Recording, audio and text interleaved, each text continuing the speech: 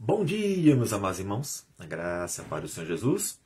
Vamos aos nossos minutos devocionais com a carta do apóstolo Paulo aos Efésios, dando continuidade então, capítulo 4, hoje, versículo 29. O versículo 29 diz o seguinte: Não saia da vossa boca nenhuma palavra torpe, e sim unicamente a que for boa para edificação, conforme a necessidade.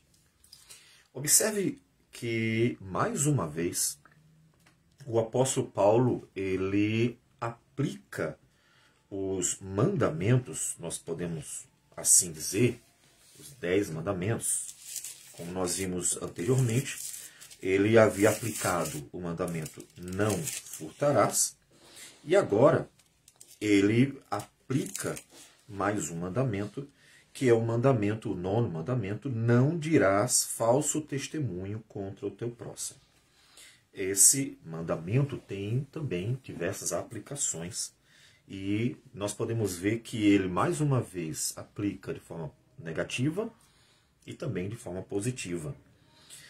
A primeira aplicação bem básica é não dizer nada que seja errado, né? Pecaminoso. Normalmente pensamos logo no palavrão, né? Não fale palavrão. Porque a Bíblia diz, não saia de vossa boca nenhuma palavra torpe. Então, essa é a aplicação mais básica, né? Não fale palavrão, que as suas palavras não tenham sujeira, né? Sejam palavras limpas, né?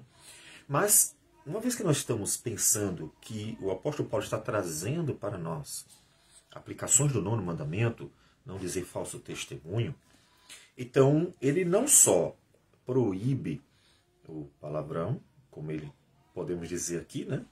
Mas ele também proíbe a mentira, ele proíbe a injustiça, ele proíbe todo tipo de palavra que seja errada. Veja que é bem abrangente, então. Ou seja, assim como nós vimos anteriormente que não devemos fazer o que é ruim, mas fazer o que é bom para abençoar, agora nós temos as palavras. Interessante. No versículo 28, aquele que furtava não furte mais, que é uma aplicação do 8º mandamento, diz respeito a tudo o que a gente faz, né? Então, você não faça o que é errado, faça o que é bom e abençoando. Nós vimos já isso ontem. Agora são as palavras. Você não diga o que é errado e sim diga o que é bom. Então a aplicação é evitar o mal e fazer o bem. Por isso que ele diz, e sim unicamente o que for bom para edificação, conforme a necessidade, e assim transmita graça aos que ouvem. Então veja que não é só não falar palavrão. Você pode não falar palavrão, mas você pode também não edificar, né? Não ser benção. Só que aí vem aquela pergunta necessária. O que seria exatamente edificar? O que seria, então, ter palavras boas? É apenas uma questão de gentileza? Não. Porque o próprio Senhor Jesus nem sempre foi gentil, né? Pensando em só dizer coisas agradáveis aos ouvidos das pessoas. Então, nós vamos precisar olhar outra vez para Cristo, né?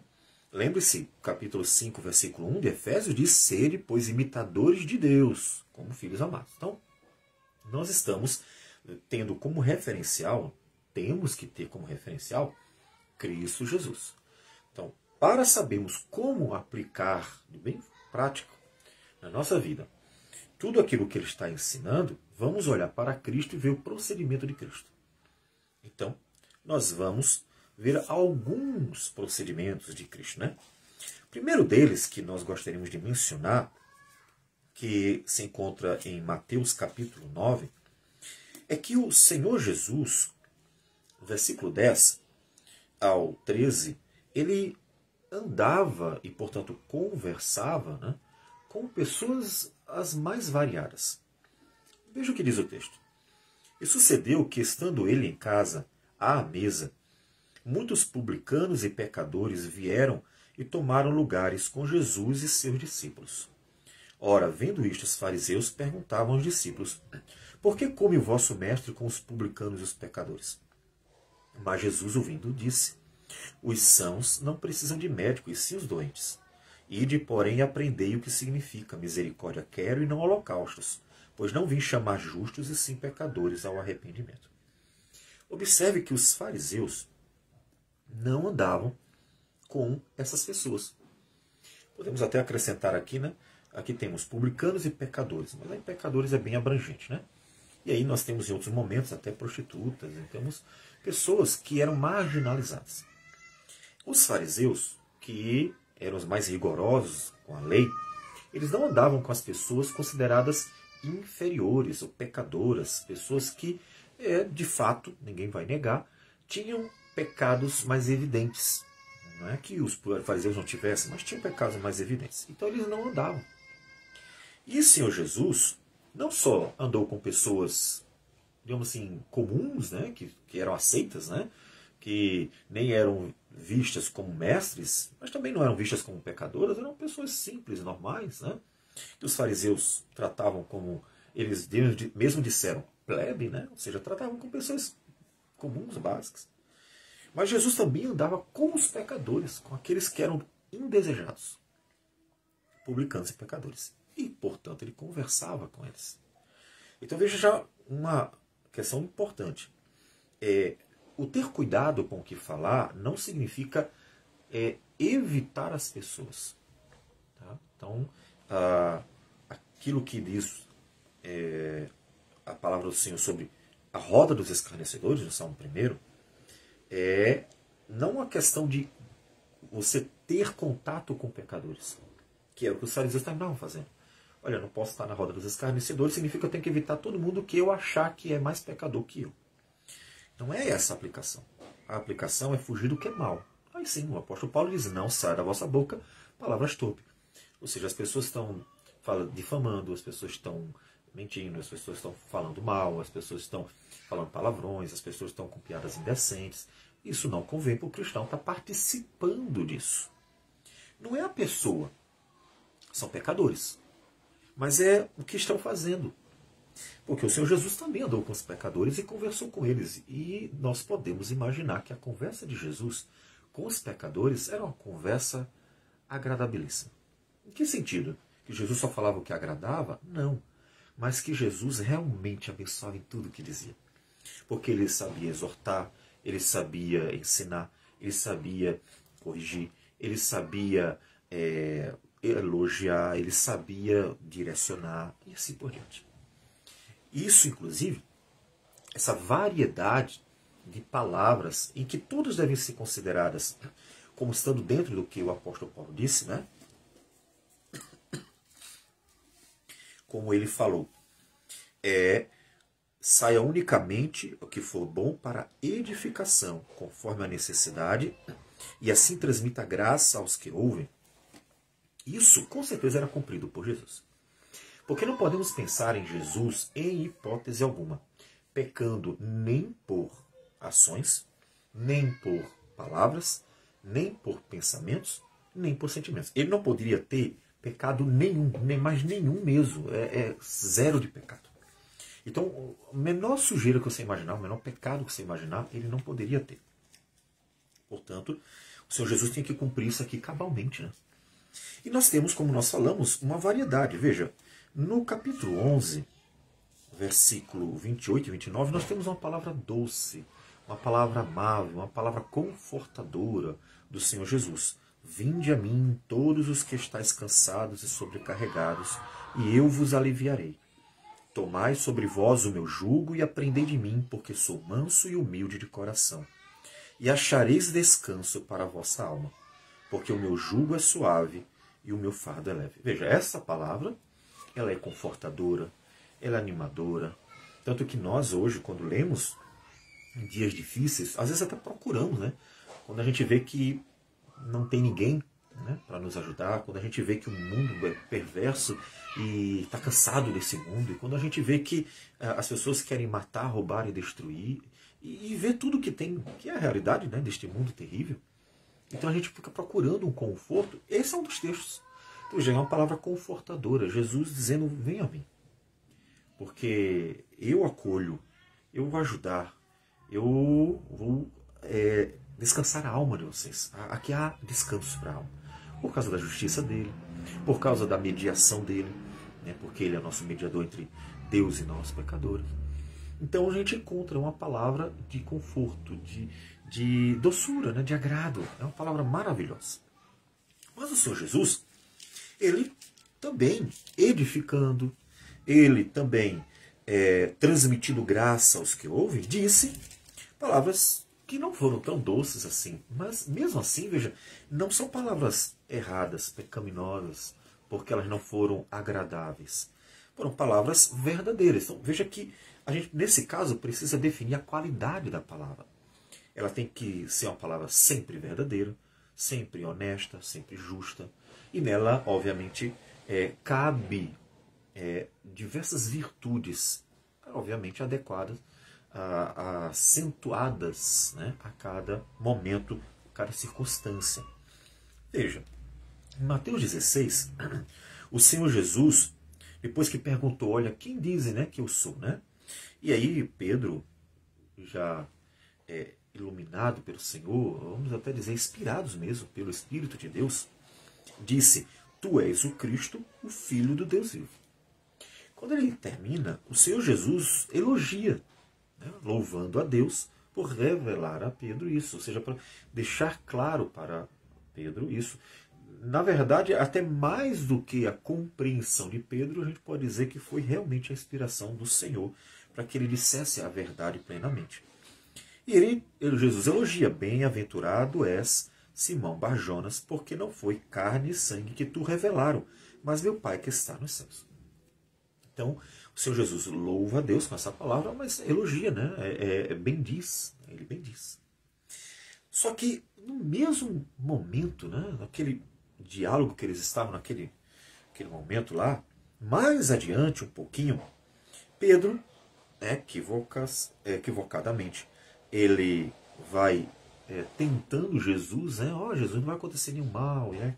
E vai sugerindo que Jesus não se preocupasse com possibilidades de coisas ruins acontecerem.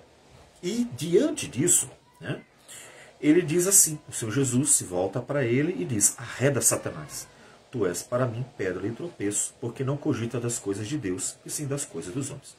Veja, temos que considerar que tanto a palavra de bênção que Jesus, né, deu a Pedro, transmitiu por causa da revelação do Senhor, né, sobre as palavras que Pedro disse, quanto a palavra que ele diz de repreensão, porque ele estava agindo como um tentador, né, fazendo com que Jesus fugisse da cruz, né, não desejasse a cruz, se esquivasse da cruz.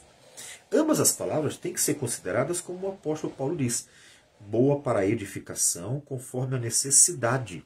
Veja, antes a necessidade era bem dizer, louvando a Deus, porque aquela era a verdade sobre quem Cristo é.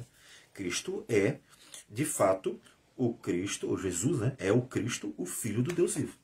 É verdade.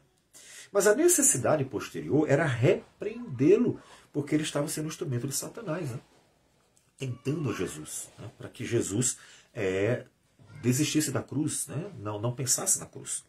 Ambas foram palavras de edificação, porque ambas levaram a transmitir a verdade, ambas foram justas, ambas glorificaram a Deus, ambas mostraram a fidelidade, inclusive, ao Senhor. Então, ambas foram para a edificação, ambas de acordo com a necessidade, e ambas transmitiram graça.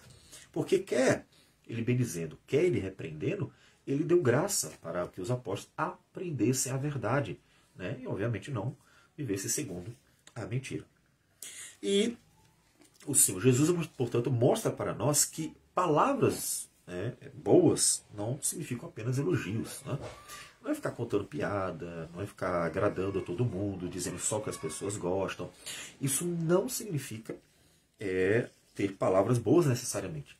Porque há momentos em que não cabe a piada, por exemplo, né? Então, é de acordo com a necessidade. Mas, continuando mais à frente, veja que o Senhor Jesus, ele entra também no debate, né? O Senhor Jesus, no capítulo 22, ele, depois de ter falado uma parábola sobre o reino dos céus, diz o texto que os fariseus, versículo 15, consultaram entre si como o surpreenderiam em alguma palavra. Então, a partir dali, tanto os fariseus quanto os saduceus começaram a tentar pegar Jesus em alguma palavra. Jesus entra num debate. E aí, primeiro, os herodianos fazem pergunta, o Senhor Jesus responde a pergunta. E, veja, transmitiu graça, edificou, ele respondeu de acordo com a necessidade, transmitindo sempre e somente a verdade. Claro que da forma que glorificou a Deus, né, no debate, glorificando a Deus. Depois, novamente, aí vem os saduceus. Mais uma pergunta. Então ele é empurrado, né, bombardeado com perguntas nesse debate tentando pegar Jesus. Depois vem mais o fariseu perguntando e o Senhor Jesus responde a todos. Então, Jesus entrou no debate? Entrou no debate. Mas de forma que glorificasse a Deus. Não foi para que ele se envaidecesse, o objetivo não era esse. Nem foi, inclusive, apenas para desfazer os outros. Não, o debate, por o orgulho de dizer sei mais que vocês, de forma alguma, muito pelo contrário, eram os fariseus, os saduceus, os herodianos, que com orgulho queriam tentar mostrar que Jesus estaria errado em alguma coisa, o que não conseguiram, obviamente. Então, Jesus entrou no debate. Então, veja, palavras necessárias naquele momento, transmitindo graça aos que ouviram. E por último, nós temos um outro tipo de palavra, né, em que o Senhor Jesus, Mateus 23, logo no capítulo seguinte, ele começa realmente a trazer palavra imprecatória contra eles, contra esses líderes religiosos que estavam dissimulando e, por não crerem em Jesus, tentando ele o tempo todo, tentando derrubá-lo o tempo todo. Interessante que o procedimento dos herodianos, dos saduceus e dos fariseus é exatamente aquilo que mais à frente nós vamos encontrar em Apocalipse, sendo mencionado que alguns tinham a prática. Né? E qual era a prática? Era a doutrina de Balaão. O que a doutrina de Balaão ensinava?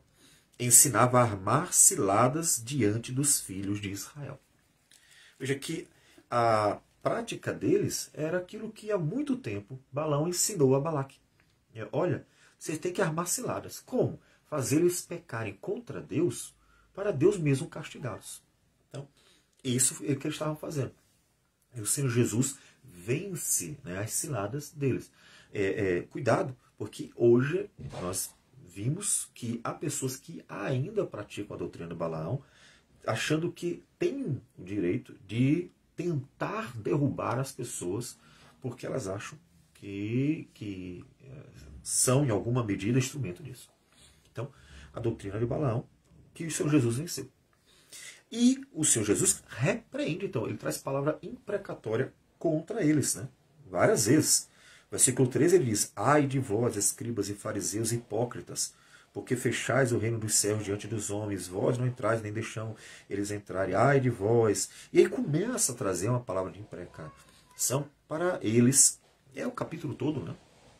O capítulo 23, que termina, inclusive, dizendo: Jerusalém, Jerusalém, que matas os profetas e apedrejas os que te foram enviados, quantas vezes quis eu reunir os teus filhos como a galinha ajunta os seus pintinhos debaixo das asas, e vós não quisestes. Eis que a vossa casa vos ficará deserta.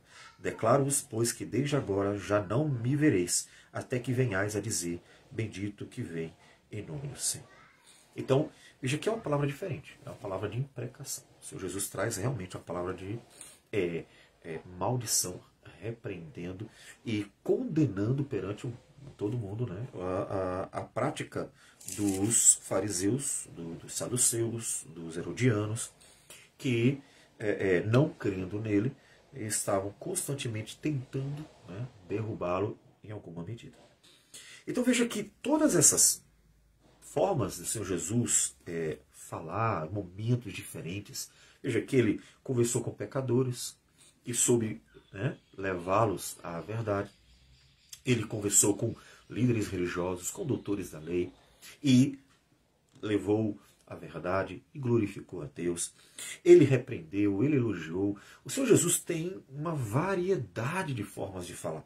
E todas elas se encaixam naquilo que nós já dissemos, que é o que o apóstolo Paulo está exortando a igreja a fazer. Não saia da vossa boca nenhuma palavra torpe, e sim unicamente a que for boa para a edificação. O Senhor Jesus nunca falou palavrão, mas repreendeu duramente, né?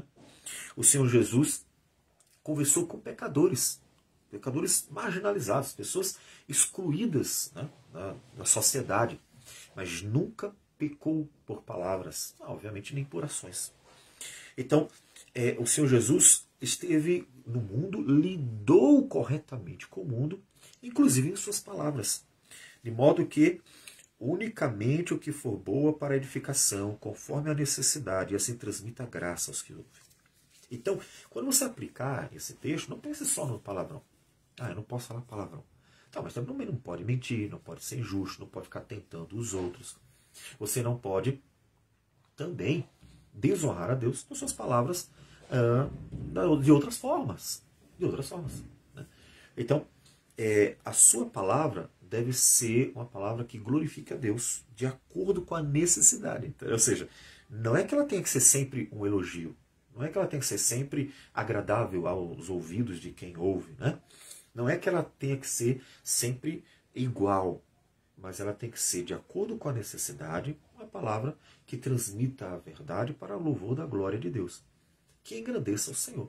E assim, uma vez que glorifica a Deus, uma vez que é uma palavra que realmente está de acordo com a verdade, ela vai transmitir graça aos que ouvem. Porque ela vai edificar, ela vai corrigir, ela vai fortalecer, ela vai consolar, ela vai exortar, ela vai dirigir, e assim vai. Ou seja, toda ela será um instrumento para o louvor da glória do Senhor. Essa deve ser a palavra da igreja, né? Uma palavra que é de fato uma bênção para as pessoas. O mundo precisa disso. Nesses dias, eu estou de vez em quando no finalzinho aplicando isso, porque é o contexto atual, né? Nós temos esse movimento, né, grande, que não é só mais nacional, mas é mundial, né? Estamos vivendo um período bem tenso e a igreja precisa saber como se posicionar, como falar, o que falar, nesse momento o que a gente diz, né? E aí então, lembre-se, o nosso propósito é levar as pessoas ao verdadeiro, único e verdadeiro Salvador. Porque seja político A, B ou C, seja o grupo partidário que for, seja qual for o lado, só existe um Deus, só existe um Senhor, só existe um Salvador. E somente Ele pode realmente libertar as pessoas do pecado, somente Ele tem o controle total do mundo e pode pôr fim a hora que Ele quiser. Somente Ele é o justo juiz de toda a terra e somente Ele, quando voltar, vai separar os justos dos ímpios, ou seja, os que confiaram em Cristo dos que não acreditaram, desprezaram a Cristo. E então levará aqueles que entregaram a vida a Jesus para viver eternamente com Ele no novo céu, nova terra. Essa sim é a nossa verdadeira esperança, até porque a nossa pátria não está aqui. Então, baseado nessa verdade, e que a esperança da igreja é essa, ela tem que se preocupar em lutar com as armas corretas e transmitir a mensagem correta. Caso contrário, ela não passará de uma organização político-eclesiástica defendendo um grupo partidário apenas. Então, mesmo que você esteja defendendo o que é politicamente certo, correto, né, verdadeiro, você lembre-se que o nosso Senhor é Jesus, e somente Ele. Então, pense bem naquilo que você vai falar, como você vai falar e para quem você vai conduzir as pessoas para o louvor da glória de Deus. Vamos orar ao Senhor. Senhor Deus amado, bendito o teu nome. Nós te agradecemos por tudo, te louvamos e bendizemos. O Senhor é Deus. E é mesmo que o mundo esteja num caos aparente, o Senhor continua no teu trono, sentado e em toda a sua glória, reinando absoluto.